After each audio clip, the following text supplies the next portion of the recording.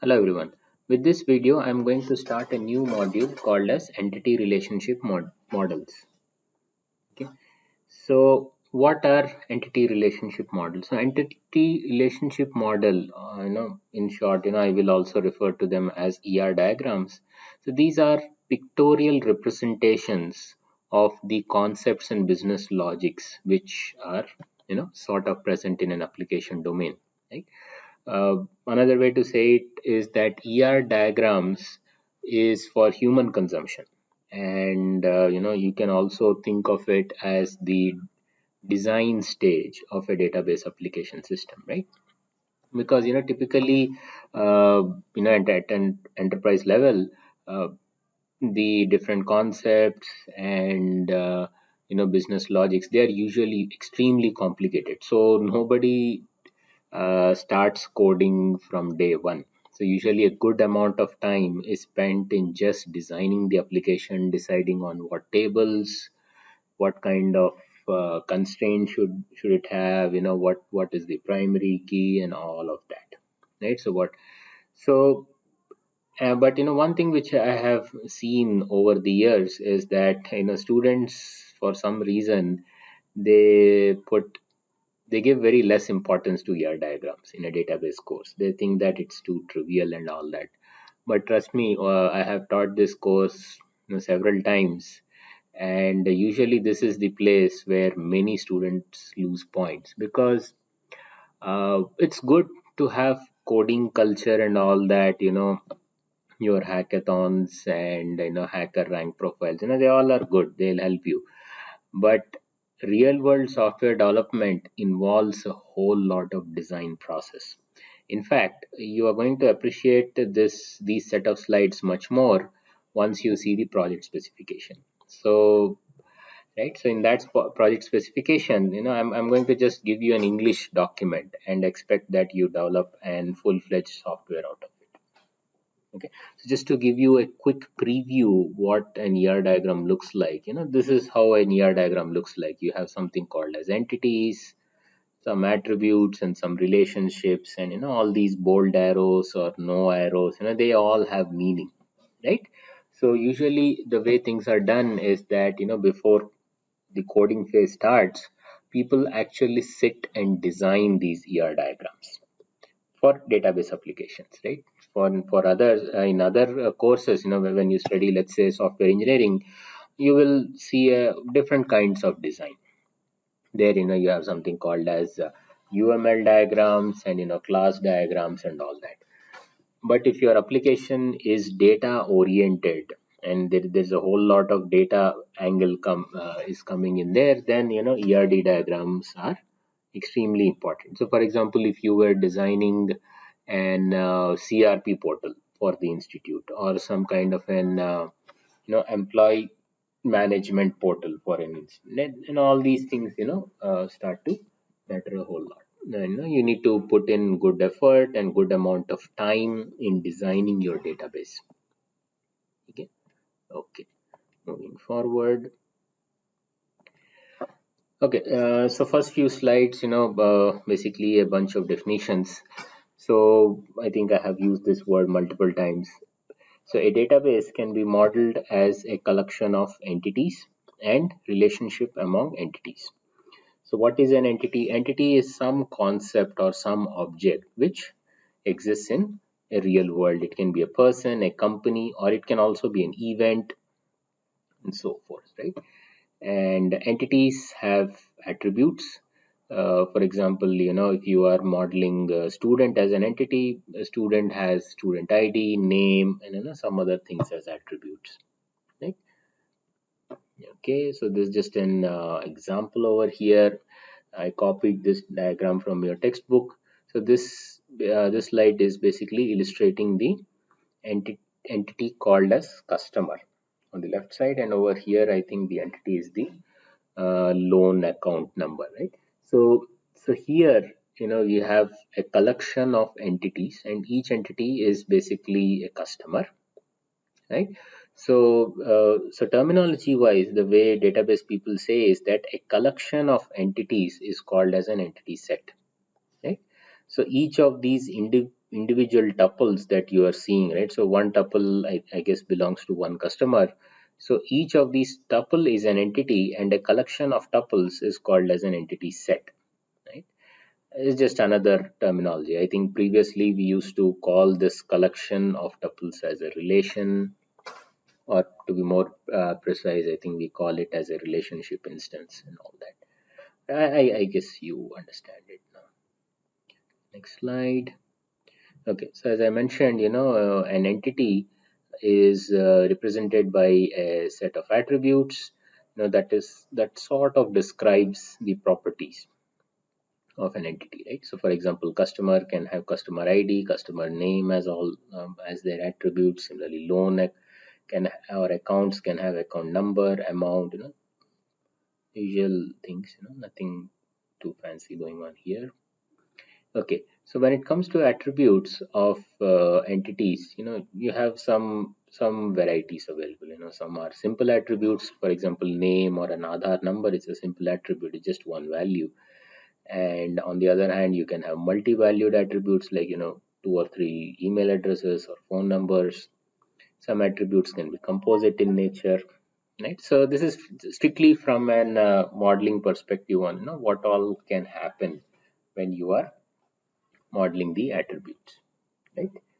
Okay, and these definitions you can read from textbook also. Yeah, so that was entities, and then you have something called as relationship sets. So a relationship is basically a connection between two or more entities, right? So let's say there was a customer entity and there was an account entity. This particular customer makes an payment to this account, right? So in the database terminology way, then we'll say that this customer Hayes is in a relationship with this account number A102, and the relationship, and we give a name to that relationship called as depositor, right? So now a relationship is basically a connection between individual entities. And what is a relationship set? So relationship set is basically collection of all those relations makes it an relationship set.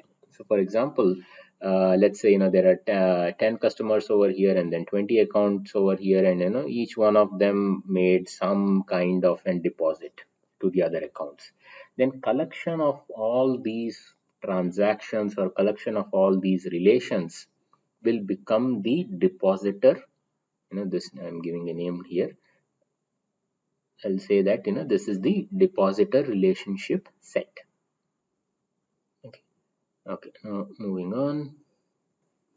Yeah, so I think we just have an example here, right? So this is a relationship set.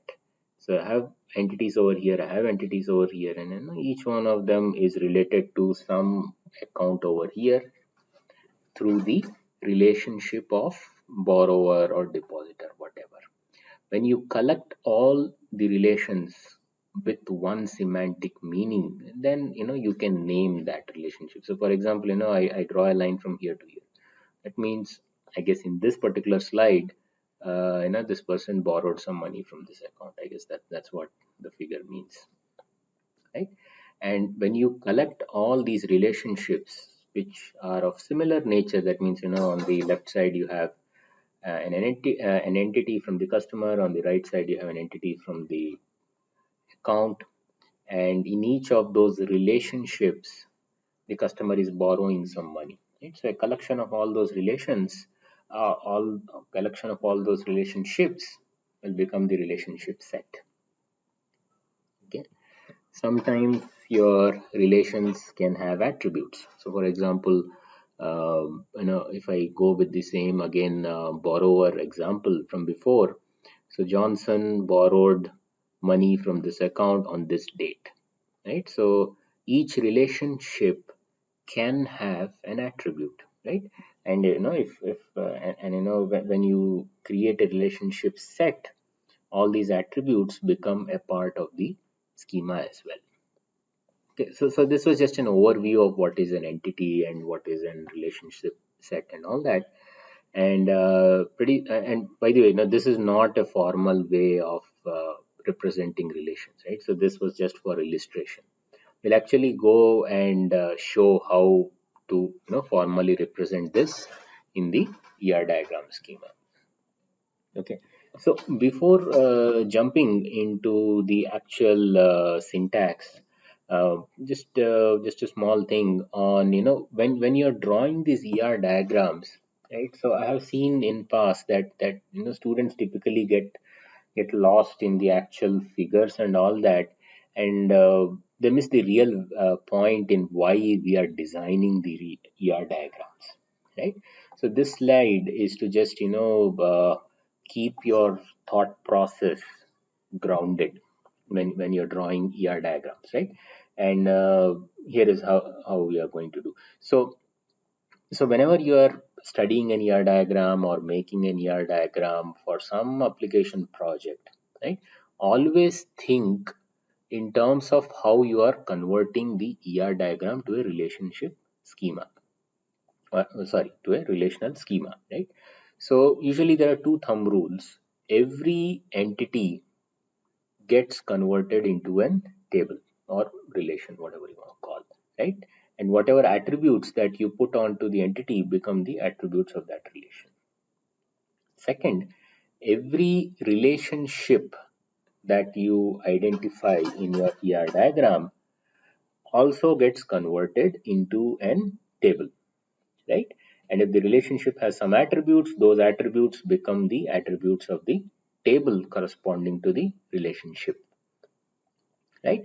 And this is just perhaps one of the most important points, right? uh, so let's say you have a relationship like this, right? Just example, borrowing relationship. This line indicates that this person borrowed money from this account, right? So all these lines will get represented using a syntax, to be more specific, we'll draw a diamond and all a shape figure for that, but that's fine. But when you're converting this relationship into a table, what you do is that you pick the primary key from all the participating entities. So for example, over here, you're going to pick an entity over here, pick the primary key over here, pick the primary key over here, and then create a tuple for this relationship, right? So this line that you are seeing here saying that Williams has taken money from L17, this is represented by creating a tuple where that tuple has two attributes, the attributes being the primary key of Williams tuple and the primary key of this account tuple, right? So you take both the keys and you create that relationship tuple. And if there are some additional attributes like date of deposit and all that, or date of borrow, then they all will become other attributes in that table. But primarily, when a relationship gets converted into a table or a relation, then it sorts of brings in the keys of the entities sets which are participating in that relation. This is very important, right? Because I have seen many diagrams over the few years that I have been teaching this course. One of the key thing which I have seen, very common mistake, is that students draw relationships fine, but they do not think about the repercussions of drawing that relationship. They don't realize that each relationship from your ERD diagram gets converted into a table, and that table will have primary key attributes from all the entities which are participating in that relationship, right? So they don't realize this, and what happens is that if I were to take their diagram and convert it into a relational schema, I'm going to end up with a whole lot of data redundancy, and attributes being placed in the wrong place, right? And when you have all of that it constitutes something called as a very bad design. They will lose points, and in real world, if you do something like this, you're going to lose clients, okay?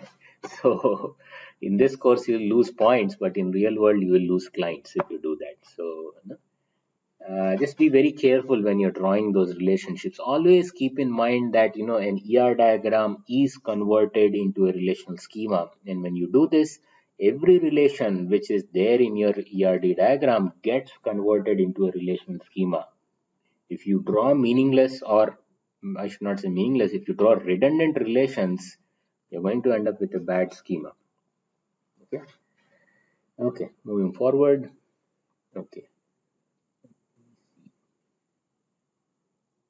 Okay, few more definitions. So entities, I think they are pretty much self-explanatory. An entity has a set of attributes, and I'll show you how to represent them in a short while. But they're pretty straightforward. And when you're modeling relationships, there are some things which you need to know terminology-wise. So there's something called as a degree of a relationship set.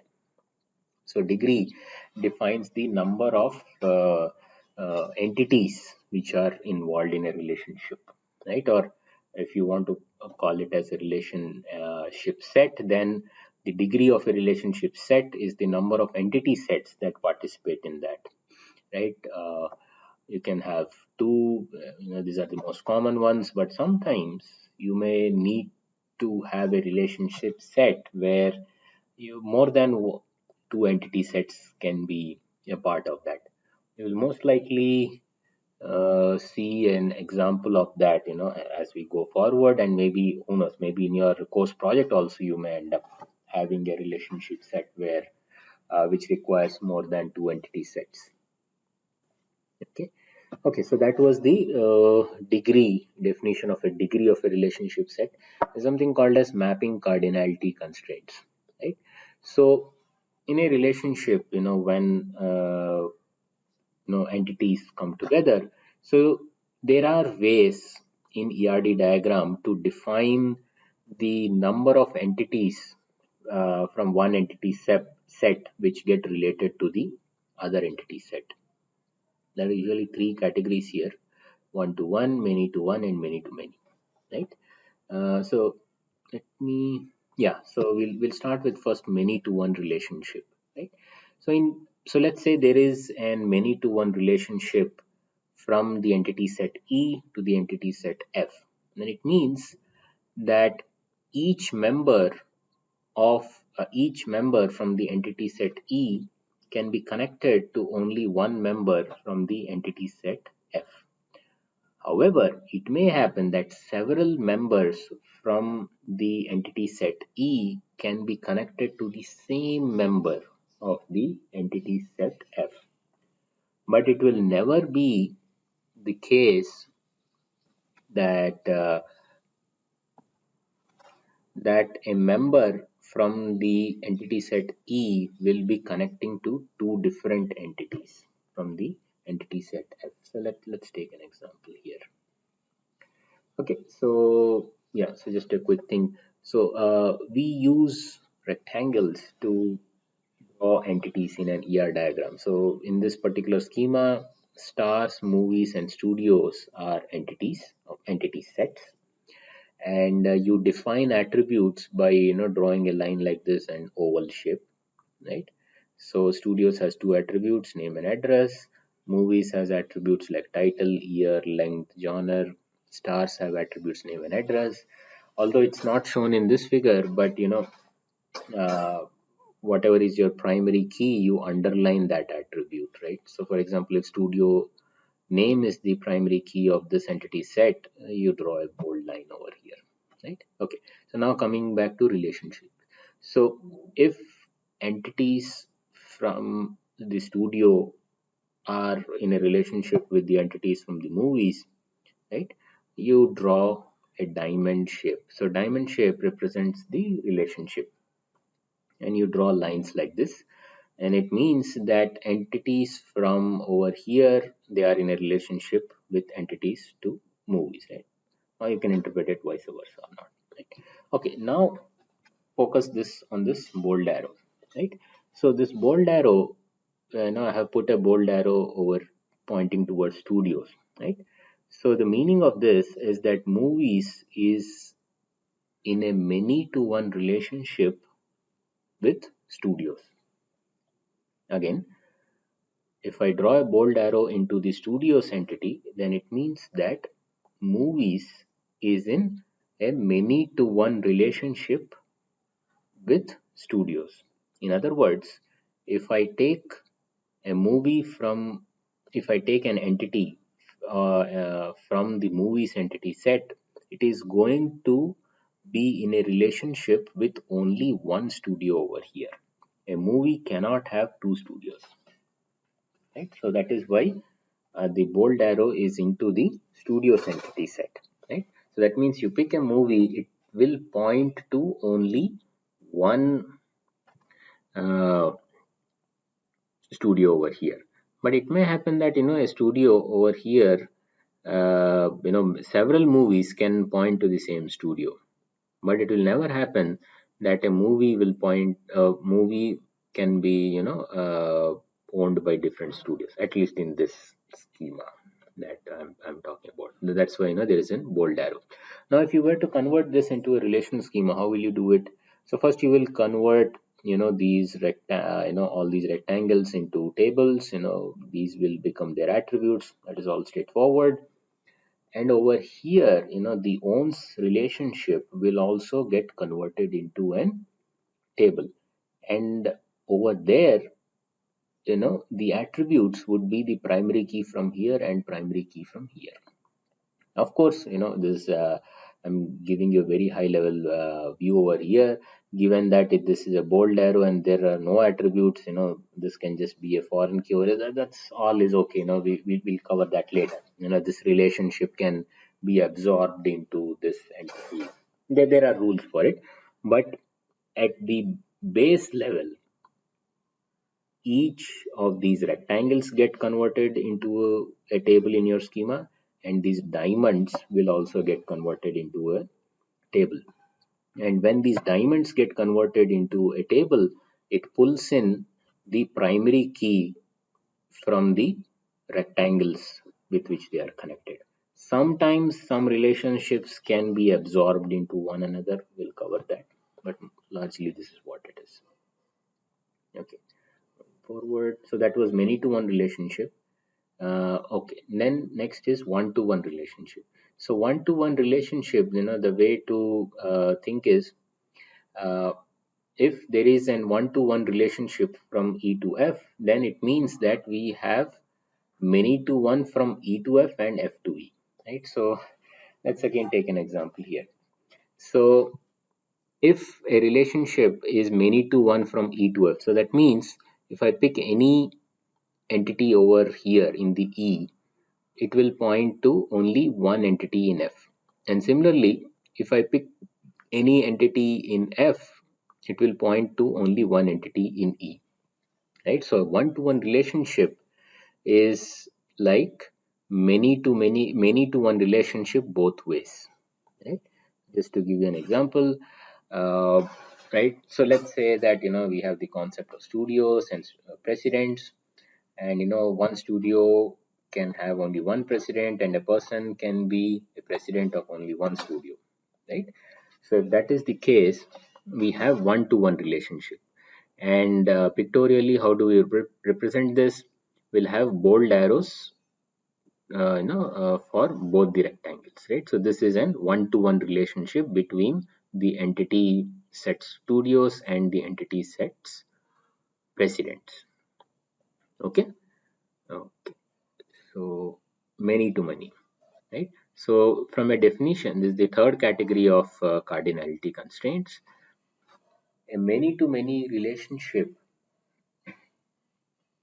means that the relationship is neither many to one from E to F or from F to E. So basically any relationship which is not many to one or one to one is many to many, right? So just to give you an example, so over here the relationship between stars and movies is many to many.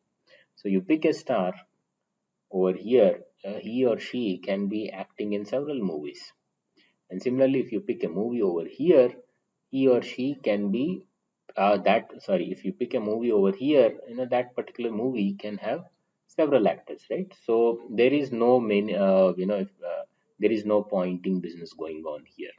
right? So this is an example of an many to many relationship. Okay, so moving on to the next concept.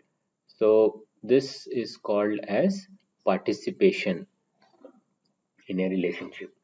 Okay, so just check this part. So you have the customer relation, you have the loan relation, right? And there is something called as a borrower relation, and it's many to many. That means a customer can borrow from multiple loans, and maybe if you pick a loan, probably it serves multiple customers also, right? So it's a many to many. There are no bold arrows anywhere, and now if I draw a double line over here, what it means is that all entities in this entity set must participate in a relationship, right? And there can be some customers who do not, they have absolutely no relationship with any loan. They can be a customer, who is not in relationship with any loan, means he is not borrowing from any loan. But for a loan to exist, it must have some customer borrowing from that loan, right? So this is called as the participation. So when I draw double line, it means total participation. You draw a single line, it means partial participation. So that means there can exist a customer over here which is not involved in a loan. So now let's think, we have drawn one line here, two lines here, and no bold lines anywhere. How does this convert into a relation? Just to give you an idea. So previously, as I said, that each diamond also becomes an table in your schema, and when you create that table, you have to take the primary keys from the entities which are involved in this relation. So borrower will become a table. It will have two attributes in this case. One is customer ID, and the second one being the loan number over here, right? So those will be the two attributes of the borrower relation. If there were any attributes for this relation itself, for example amount borrowed, that will become the third attribute of that relation. But nevertheless, it's going to pull in the the primary keys from both customer and loan number, right? And in this case, this relationship, I don't think this relationship can be absorbed into anything. So for example, I cannot make customer as a foreign key in any of the loan accounts, because there can be multiple customers. And similarly, I cannot make loan as a foreign key in this customer table, because a customer can borrow from multiple loans, right? So long story short, whenever you have a many to many relations, you cannot absorb that relation into any of the other tables. If there are one-to-one relations or many-to-one relations, that relation table corresponding to that relation can be absorbed into other tables. We'll get there, but in this case you cannot, right? So take it from now. Okay, so now you have a table with three attributes. So one is this customer ID, one is loan number, and I'm assuming that there is something called as amount borrowed, that is the third attribute. Okay, now in that table, uh, the combination of the customer ID and the loan number will become the primary key. Okay, because as I said, it's a many to many relation, so only the pair customer ID and loan number will be unique in this transaction. And needless to say that they both should refer to valid records on this side and this side. So so they both will be foreign keys. Okay, now I would leave the implementation part of this double line as an exercise to you. We'll try to cover it in one of the live sessions if possible. uh, Straight away, there may not be an easy answer, but this is an interesting case, and hopefully and teaser for you, that some business constraints, they are very valid constraints, but when you start from a design process and then go towards implementation, you get to see them. in action, right? So for example, this double line, how will you implement this double line? So this double line says that every loan tuple in this particular entity set must be uh, in a relationship with the borrower. It should be in relationship with at least one customer entity over here, right? So that's what it means, that in a loan cannot exist by itself, right?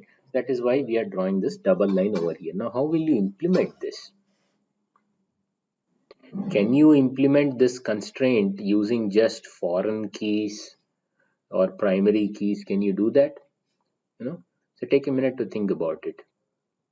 So one way of implementing business constraints like this is through stored procedures and triggers. So you may have to model your insert operations and those triggers in a nice way that this kind of constraints are checked, right? So in fact, that is one of the primary uses of trigger.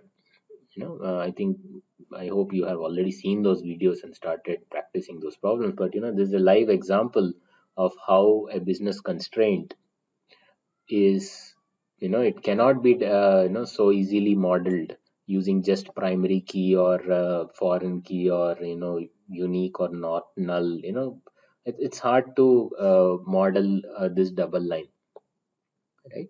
If you we can think about it. If you have better ideas, let me know. But certainly one way is to write a set of triggers which will keep on checking whether whatever loan comes in over here, there is always a corresponding tuple which is coming over here.